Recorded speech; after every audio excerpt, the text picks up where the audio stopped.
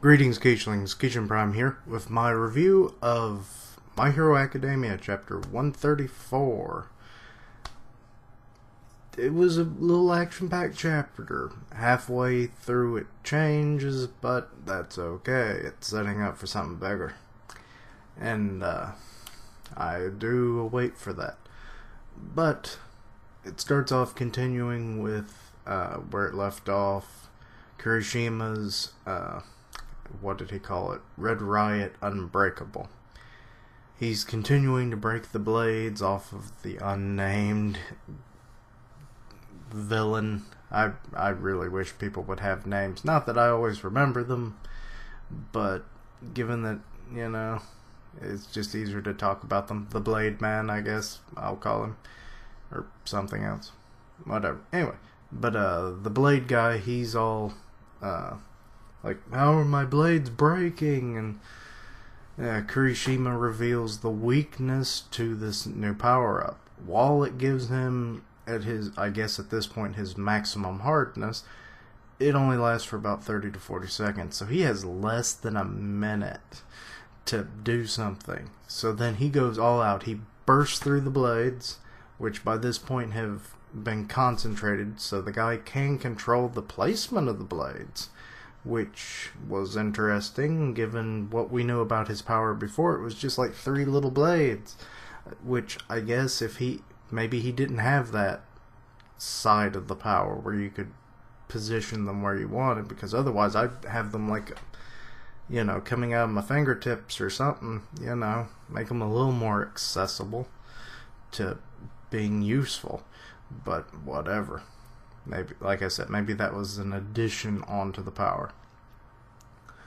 Well, anyway, after finally getting beaten down using a, what was it called? Red Gauntlet, which is just him with his super armor punching in the gut. So, simple moves with big names. It's just shonen, isn't it?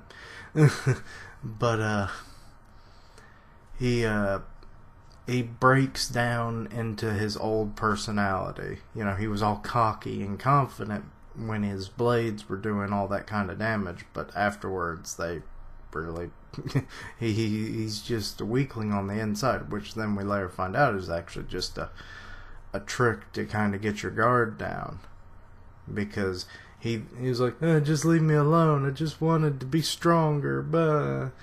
And Kirishima almost sympathizes with him, but then he gets away. He still had some control over his blades, apparently, so I'm not really sure exactly how long that power lasts. They made it seem like he was defeated before to not be able to, or to be able to continue using it later. I don't know. There's a little expansion on that, though not much. But, that comes up later. But from there, he uses them and they like spring out of his back while he was lying on the ground, and he propels himself through the alley. But Fat Gum was waiting, and we do finally get to understand his power. Basically, he can just suck people in, as we've already seen, and he can kind of incapacitate them, as we see with the Blade guy. He just smothers him. And I thought it was weird how they described it. It was like that he like takes people in, like, why can't I remember the name? Totoro. Yeah, that's it. But me and names. But I'm like, how is that even the same? Totoro didn't like just engulf you, so weird. But anyway. So yeah, like he can just kind of stick to any object and whatnot. And you could see where the blades were like kind of coming through him. How durable is Fat Gum? Yeah, I think every chapter he's in, I like him even more. He's almost unbeatable. But anyway, so he knocks the guy out basically, and you know, Kirishima's like, you're awesome. It's like, no, you did very well yourself. Quite a debut. It was better than my own. And then a couple people showed up that were saved, and they're like, hey, you were diverting those blades away to protect people, weren't you? I've been watching this a long time. You know, and it's like, so I knew that's what you had to be doing. And it's like, which he wasn't wrong. So that was... He's like an older version of Midoriya in that regard. You know, like, sees all this stuff and just absorbs it all, and then knows exactly what's going on in that situation. But from there, we move on to the classroom. Several of the students are praising the intern students and because they've popped up in the news, and from the last few, I guess it'd be 3 chapters at this point. Or would it be 2? I don't know. I can't remember. But, over the last couple chapters anyway. And it was like, yeah, you're in the news. That's awesome. They're praising them and everything. You know, that's nice. They do support each other and whatnot. As you would think they should. And would. Excuse me. But, a few days later, we see basically the intern students. They were summoned, which apparently they hadn't been on active duty for a while. So they were being called in, but they didn't need their costumes. And then they kept noticing, like, wait, you're going the same place I am. Isn't your place somewhere else? And they just never figured that one out. I think I would have figured it out once you're going exactly the same direction after a while, but whatever. It's the meetup that was mentioned before. Though, to be honest, I thought it was only the 3 main teams, you know, that are connected to the big 3 of the school, and there were a lot of heroes we've never seen before. So that'll be interesting to see what they're capable of. But Night Eye is kind of the head honcho over this.